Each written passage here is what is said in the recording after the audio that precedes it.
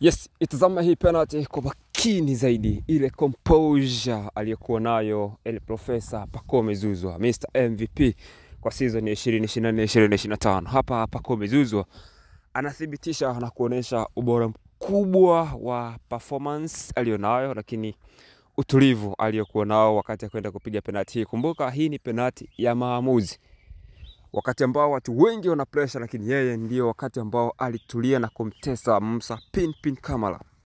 Yes, ni nyakati kama hizi ambazo unahitaji wachezaji ambao wana quality kubwa, utulivu wa kimaamuzi. Yani wakati Pacome Zouzoua anapiga hii penalty, ilikuwa ni kama vile hataki, lakini alikuwa na utulivu mkubwa mno, kwa sababu namna ambavyo aliukevu ule mpira ulimshinda hata Musa Pinpin Kamara kuchagua ni engo gani akwende.